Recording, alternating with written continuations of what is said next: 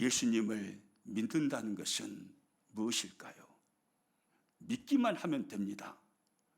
다른 것은 필요치 않습니다. 믿음 하나 있으면 영생을 얻고 천국 가며 이 땅에서도 영생의 기쁨을 누리면서 영생의 축복 속에서 하나님 앞에 위대한 인생을 살 수 있습니다. 믿음 하나면 됩니다. 그러면 성경이 말씀하는, 오늘 주님이 말씀하는 믿음은 도대체 무엇입니까? 믿음은 어떤 것입니까? 오늘 이 시간 말씀을 저와 여러분이 함께 나누면서 고린도전서 13장 5절에서 너의 믿음을 점검하라 하셨으니, 오늘 성경이 말씀하는 믿음이 어떤 믿음인지 말씀을 들으면서 우리 자신들의 믿음을 점검할 수 있기를 축복합니다. 내 믿음은 바른 믿음인지, 내 믿음은 성경이 말씀하는 그 믿음을 가지고 있는 사람인지 우리는 반드시 점검해야 합니다. 믿음은 무엇입니까? 단순히 주여 주여 하면 믿는 것일까요? 예수님은 단호하게 아니라고 말씀하십니다. 마태복음 7장 21절 상반절 말씀 같이 읽습니다. 나더러 주여 주여 하는 자마다 다 천국에 들어갈 것이 아니요. 이게 주님의 말씀이에요. 나더러 주여 주여 하는 자마다 다 천국에 들어간다 합니까? 들어갈 것이 아니라고 말씀합니까? 들어갈 것이 아니라고 말씀해요. 무슨 말입니까? 주님을 향해서 주여 주여 하는 사람들 중에 어떤 사람은 천국에 들어가겠으나, 그러나 또 어떤 사람은 주여 주여 하지만 천국에 들어가지 못하는 사람도 있다 이 말이에요. 그러므로 나의 믿음을 점검할 때 내 입술에서 나오는 주여 주여, 이 말로 나의 믿음을 점검할 수 없는 것입니다. 절대적인 기준이 아니에요. 주여 주여는 절대적인 믿음의 점검의 기준이 아니다 이 말이에요. 그러면 사역의 열매가 풍성하게 나타나면 예수님을 잘 믿는 것일까요? 믿음은 사역의 열매로 평가할 수 있을까요? 이것에 대해서도 예수님은 단호하게 말씀합니다. 그것도 아니다라고 말씀합니다. 마태복음 7장 22절 말씀 같이 있습니다. 그날에 많은 사람이 나더러 이르되 주여 주여 우리가 주의 이름으로 선지자 노릇하며 주의 이름으로 귀신을 쫓아내며 주의 이름으로 많은 권능을 행하지 아니하였나이까 하리니. 할렐루야. 이게 주님의 말씀이에요. 많은 사람이 그날에, 심판의 날에 많은 사람들이, 적은 사람이 아니에요. 한두 사람이 아니다라고 말씀합니다. 수많은 사람들이, 교회를 다녔던 수많은 경험을 가진 사람들이, 많은 사람들이 예수님께 나와서 항변합니다. 주여 주여 우리가 주의 이름으로 선지자 노릇하며 주의 이름으로 귀신을 쫓아내며 주의 이름으로 많은 권능을 행하지 아니하였나이까. 무슨 말입니까? 주의 일을 하면서 수많은 사역의 열매를 맺지 않았습니까? 우리를 통해서, 나를 통해서 수많은 사역의 열매가 나타나지 않았습니까, 주님? 그런데 제가 믿지 않는 자라고요? 제가 천국에 들어갈 수 없다고요? 이게 무슨 말입니까? 이런 항변이에요. 주의 이름으로 선지자 노릇합니다. 오늘날로 말하면 목사예요. 주의 이름을 선포합니다.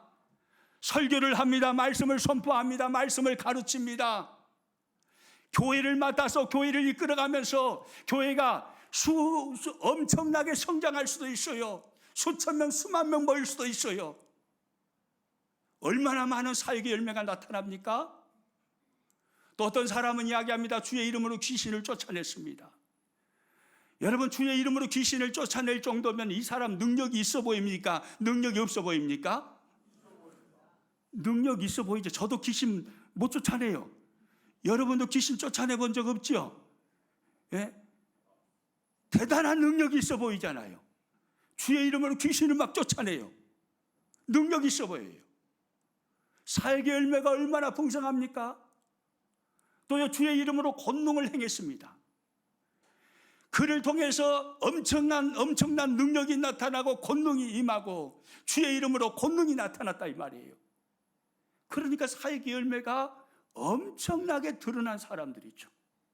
오늘날로 말하면 교회에서 여러 가지 직분을 받아서 교회 열심히 섬기고 봉사하면서 많은 사역의 열매들이 나타났어요.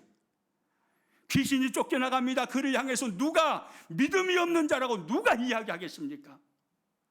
권능이 그를 통해서 나타나요. 누가 그를 향해서 믿음 없는 자라 누가 말할 수 있겠습니까? 강단에서 설교합니다. 옳은 소리 합니다. 누가 그를 향해서 믿음 없는 자라고 누가 감히 생각할 수 있겠습니까? 근데 주님은 아니다라고 말합니다. 그 다음 절에 주님께서 충격적인 말씀을 하셔요. 같이 읽어봅니다. 그때 내가 그들에게 밝히 말하되 내가 너희를 도무지 알지 못하니 불법을 행하는 자들아 내게서 떠나가라 하리라. 내가 너희를 도무지 알지 못하니, 충격적인 말입니다. 평생을 교회 안에서 생활했어요. 평생을 선지자 노릇했어요. 교회 안에서 수많은 귀신을 쫓아냈어요. 권능도 행했어요. 사역의 열매가 넘쳐납니다. 어느 누구도 사람은 의심하지 않습니다. 이 사람이 믿음의 사람이 아니라는 것을 어느 누구도 생각하지 않을 것입니다. 그런데 예수님은 말씀합니다. 내가 너희를 도무지 알지 못하니 불법을 행하는 자들아 내게서 떠나가라. 뭔 말이에요? 너희들 천국 못 간다. 너 하나님 백성 아니다. 여러분, 그러면 22절 말씀을 어떻게 이해합니까? 주의 이름으로 귀신을 쫓아냈어요. 주의 이름으로 권능을 행했어요. 이게 무슨 의미일까요? 믿음 없어도 주님의 이름의 권세로 주님의 이름을 선포하면 주님의 이름의 권세 앞에서 귀신이 쫓겨날 수도 있다 이 말이에요. 권능이 일어날 수도 있다 이 말입니다. 믿음 없는 사람이 자신은 믿음이 없지만 예수 그리스도의 이름을 선포하면 그 이름의 권세가 있기 때문에 그 이름의 권세 앞에 귀신의 세력이 무릎을 꿇기도 하고 권능도 나타난다 이 말이에요. 그 사람이 믿음이 있어서가 아니라 할렐루야. 여러분, 우리가 신앙생활하면서요 권능들이 나타나고 귀신들이 쫓겨나고 사역의 열매가 많이 나타나고, 여러분 이런 모습을 보면서 우리는 착각해서는 안 돼요. 내가 믿음이 좋아서. 아니요, 주님의 이름의 권세가 그 일을 한 것입니다. 내 믿음이 한 게 아니라 주님의 이름의 권세입니다. 그 이름이 귀신도 쫓아냈고 주님의 그 이름이 권능도 나타나도록 일하시고 역사하신 것입니다. 주여 주여 한다고 해서 주님은 믿음의 사람이라고 말하지 않습니다. 사역의 열매가 풍성하게 나타난다고 해서 그를 믿음의 사람이라고 말씀하지 않습니다. 그러므로 내가 사역의 열매, 사역을 하는 중에 사역의 열매가 많이 나타났다, 그걸 가지고 여러분의 믿음을 점검해서도 안 됩니다. 그건 절대적인 기준이 아니에요. 그러면 도대체 예수님을 믿는다는 것은 무엇일까요? 우리는 어떤 믿음을 가지고 나의 믿음을 점검해야 합니까? 예수님은 열매로 믿음을 알리라 분명히 말씀하셨습니다. 열매로 믿음을 알리라. 마태복음 7장 20절 말씀 같이 읽습니다. 이러므로 그들의 열매로 그들을 알리라. 열매로 하나님의 백성인가를 주님이 알아보신다 이 말이에요. 그들에게서 나타나는 열매입니다. 열매를 보신다 이 말입니다. 그러면 예수님이 말씀하시는 열매, 이 열매는 어떤 열매일까요? 사역의 열매일까요? 아니에요. 사역의 열매가 아닌 것은 22절 23절에서 이미 우리가 확인했습니다. 그러면 예수님께서 말씀하시는 열매는 어떤 열매일까요? 이어지는 마태복음 7장 21절에 보면 정확하게 주님이 이렇게 말씀하셔요. 같이 읽습니다. 나더러 주여 주여 하는 자마다 다 천국에 들어갈 것이 아니요 다만 하늘에 계신 내 아버지의 뜻대로 행하는 자라야 들어가리라. 할렐루야. 이 열매입니다. 이 열매. 내 아버지의 뜻대로 행하는 열매 말이죠. 이 열매를 보고 주님이 너는 믿음의 사람이구나, 너는 진정한 하나님의 백성이구나, 이 열매를 보고 주님이 아신다 이 말이에요. 내 아버지의 뜻대로 행하는 모습. 여러분, 내 아버지의 뜻대로 행하는 이 모습을 두 글자로 표현하면 어떤 단어가 되나요? 다 알고 계시죠? 순종입니다. 순종이에요. 믿음은 순종입니다. 믿음과 순종은 따로 가지 않습니다. 참 믿음을 가진 사람, 성령께서 임하셔서 바른 믿음을 소유하게 한 사람, 그 사람은 순종하게 되어 있습니다. 순종의 자리로 나아가게 되어 있어요. 물론 완전치는 못하죠. 실수합니다. 실패합니다. 순종의 삶을 살다가 무너지기도 합니다. 넘어지기도 합니다. 완전치는 못합니다. 그러나 하나님의 말씀이 선포되고 하나님의 말씀이 들려질 때, 성경에서 하나님의 뜻을 발견했을 때, 하나님의 말씀이 분명하다면 우리 안에서 순종의 욕구가 샘솟듯이 일어나게 되어 있는 것입니다. 이 사람이 거듭난 사람이에요. 이 사람이 새로운 피조물이에요. 여러분 믿으시기 바랍니다.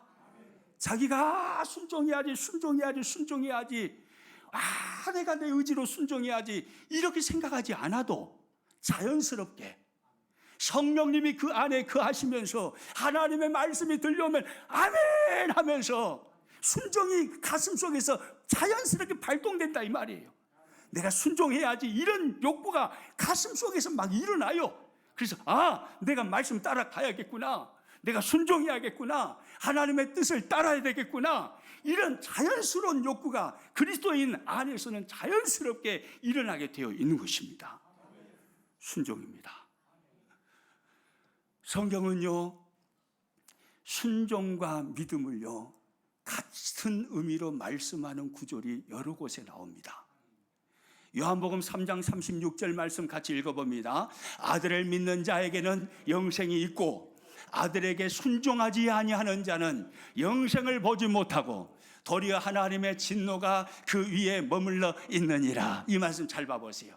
아들을 믿는 자에게는 무엇이 있어요? 영생이 있고. 이 구절의 말씀을 아멘으로 믿으시죠? 아들을 믿는 자, 아들이신 예수 그리스도를 믿는 자, 그에게는 영생이 있습니다. 그 다음에 또 봐보세요. 어떤 사람에게는 영생이 없다, 영생을 보지 못한다라고 말합니다. 그러면 앞에 있는 말씀하고 대칭을 이루어서 뒤에 말씀이 자연스럽게 어떻게 나와야겠어요? 아들을 믿는 자에게는 영생이 있고 아들을 믿지 않는 자는 영생을 보지 못하고, 이렇게 나와야 말씀이 자연스럽잖아요. 지금 무슨 말인지 이해되시죠? 설교는 듣고 계시죠? 예. 아들을 믿는 자에게는 영생이 있어요. 그러면 영생이 없는 자는 아들을 믿지 않는 자, 이렇게 나와야 합니다. 그런데 예수님은 그렇게 말씀하지 않고 아들을 믿는 자에게는 영생이 있고, 그 다음에 뭐 하지 아니하는 자는 영생을 보지 못한다고 합니까? 순종하지 아니하는 자. 무슨 말이에요? 예수님은 믿음과 순종을 같은 의미로 보셨다 이 말이에요. 믿음이 꼬르 순종이에요. 믿음과 순종은 따로 가는 게 아닙니다. 진정한 믿음이 가슴 안에 들어와 있으면 순종하게 되어 있는 거예요. 그게 뭐 특별한 믿음의 사람이어서 그런 게 아니라, 특별한 은혜가 임하여서 그런 게 아니라, 믿는 사람은 그렇게 되어 있는 거예요. 그래서 거듭난 사람이고, 그래서 새로운 피조물인 거예요. 진짜 믿는 사람은 말씀이 떨어지면 아멘하고 순종의 길로 가득 되어 있는 거예요. 요한복음 3장 36절만이 아니에요. 요한복음 5장 24절 말씀을 읽어봅니다. 같이 읽습니다. 내가 진실로 진실로 너희에게 이르노니 내 말을 듣고 또 나 보내신 이를 믿는 자는 영생을 얻었고 심판에 이르지 아니하나니 사망에서 생명으로 옮겼느니라. 할렐루야. 믿는 자는 영생을 얻었고 심판에 이르지 아니하나니 사망에서 생명으로 옮겼느니라. 이 말씀을 믿으십니까? 이 말씀이 진리이심을 믿으십니까? 그리고 믿는 자는 영생을 얻습니다. 믿는 자는 사망에서 생명으로 옮겨진 것입니다. 그런데 요한복음 5장 29절에서 또 예수님이 어떻게 말씀하신가 잘 봐보세요. 29절 말씀 같이 읽습니다. 선한 일을 행한 자는 생명의 부활로, 악한 일을 행한 자는 심판의 부활로 나오리라. 생명의 부활로 나오는 사람이 누굽니까? 믿는 자잖아요. 믿는 자. 영생을 얻었고 사망에서 생명으로 옮겼으니까 생명의 부활을 얻는 자는 믿는 자입니다. 그러므로 믿는 자는 생명의 부활로, 믿지 않는 자는 심판의 부활로 나오리라. 이렇게 말씀해야 맞습니다. 그런데 예수님은 그렇게 말씀하지 아니하시고 선한 일을 행한 자는 생명의 부활로, 악한 일을 행한 자는 심판의 부활로 나오리라 라고 말씀합니다. 무슨 말이에요? 믿음과 순종을 주님은 같이 보신 거예요. 믿음 이꼬르 순종입니다. 믿는 자는 순종하게 되어 있다 이 말이에요. 믿는 자가 생명의 부활로 나오고 믿지 않는 자는 심판의 부활로 나아가게 될 것입니다. 예수님 다시 오시는 그날에. 그런데 이 말을 다른 말로 표현하면 선한 일을 행한 자는 생명의 부활로, 악한 일을 행한 자는 심판의 부활로 나아가게 되는 거예요.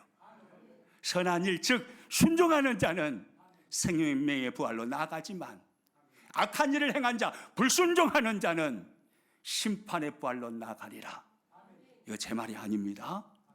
예수님의 말씀이에요. 우리는 이 말씀 앞에 겸손히 아멘해야 할 것입니다. 믿음 이꼬르 순종이에요. 그래서 보세요. 야고보서 기자는요, 믿음과 행위는 따로 가는 게 아니라 믿음과 행위는 같이 간다고 말씀합니다. 야고보서 2장 14절 말씀 같이 읽습니다. 내 형제들아, 만일 사람이 믿음이 있노라 하고 행함이 없으면 무슨 유익이 있으리요? 그 믿음이 능히 자기를 구원하겠느냐? 믿노라 해요. 나 예수님 믿습니다. 나 신앙생활 한 지 몇 년 됐습니다. 내 직분이 이것입니다. 내가 교회에서 얼마나 많이 봉사해서 사역의 열매가 얼마나 많이 나타났는데요. 나는 설교하는 사람입니다. 나 예수님 믿어요. 그런데 행함이 없어요. 이 사람을 성경이 뭐라고 말합니까? 그 믿음이 능히 자기를 구원하겠느냐? 순종이 나타나지 않는 믿음이 자기를 구원하겠느냐? 믿음은 순종이다 이 말입니다. 또요, 야고보서 2장 26절은 또 이렇게 말씀합니다. 같이 읽습니다. 영혼 없는 몸이 죽은 것 같이 행함이 없는 믿음은 죽은 것이니라. 행함이 없는 믿음은 뭐라고요? 죽은 것이라.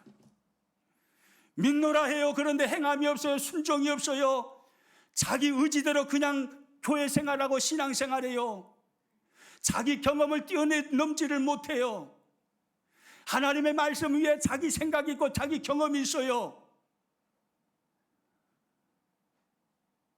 그 믿음이 그를 구원하겠느냐? 그 믿음은 죽은 것이다. 다른 말로 하면 가짜다. 그 믿음은 가짜다. 진짜 아니다. 너 스스로 속지 말아라. 너의 가슴 속에 하나님의 말씀이 떨어질 때 순종의 발동이 걸리지 않는다면, 그러면서 수없이 믿는다고 말을 하고 수없이 사역의 열매도 나타났다라고 이야기를 하고 있다면 그 믿음이 너를 구원하겠느냐?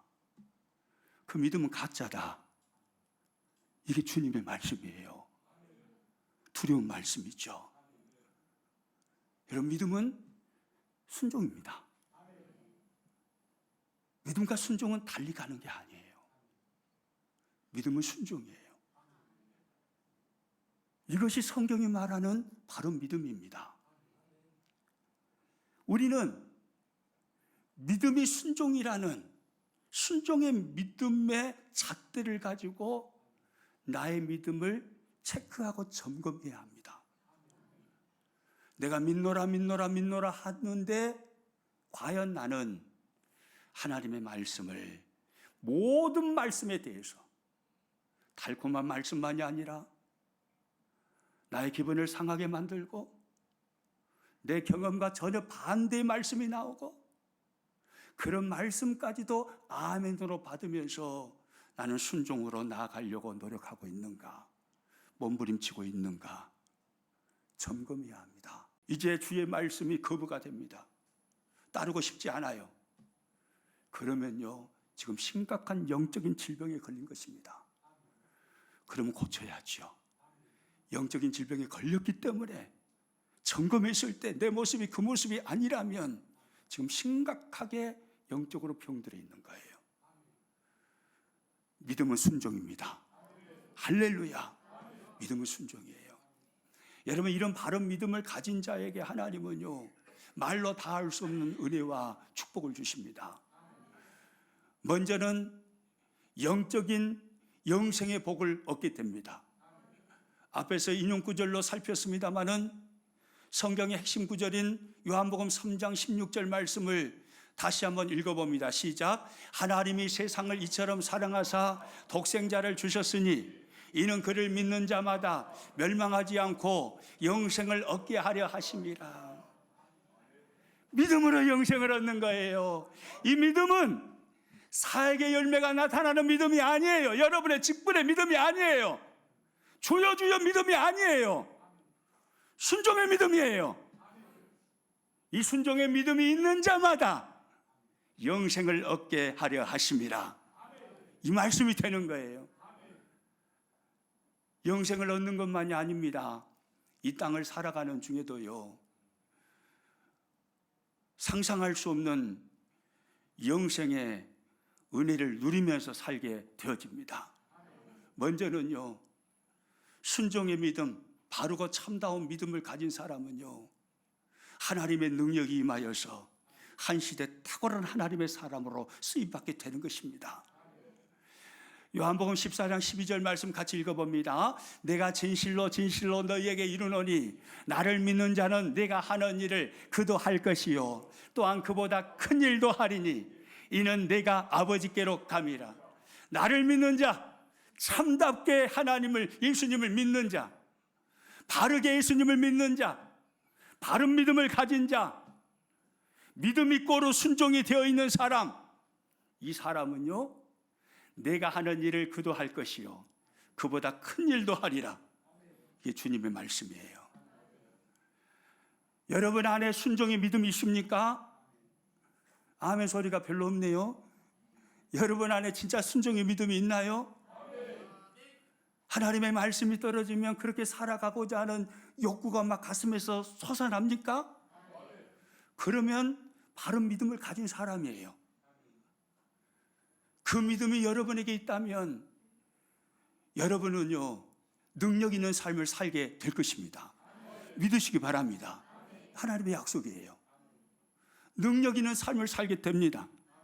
교회도 마찬가지죠. 순종의 바른 믿음을 가지고 교회가 하나님 앞에 반응을 하고 있다면 그 교회가 지금은 약해 보여도 그 교회는 능력 있는 교회로 하나님 앞에 일으켜 쓰임받게 되는 것입니다. 참다운 믿음이 있는 사람은요, 능력의 삶을 살게 되어 있는 거예요. 그리고요, 또요, 참다운 믿음이 있는 사람은요, 이 땅에서의 미래가 밝습니다. 미래가 밝아져요. 지금보다 훨씬 더 밝아집니다.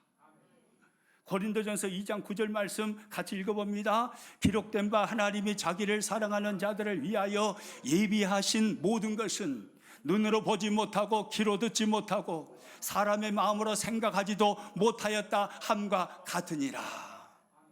자기를 사랑하는 자들을 위하여 예비하신 모든 것, 무슨 말이에요? 순종의 믿음을 가지고 하나님을 아버지로 섬기는 자, 그 사람을 향해서 하나님께서 예비하셨다 이 말이에요. 뭘 예비하셨다고 합니까? 빨간 글씨 다시 한번 읽어봅니다. 눈으로 보지 못하고 귀로도 듣지 못하고 사람의 마음으로 생각하지도 못하였다. 이것을 예비하셨다 이 말이에요. 얼마나 신나는 말씀입니까? 미래가 밝아진다 이 말이에요.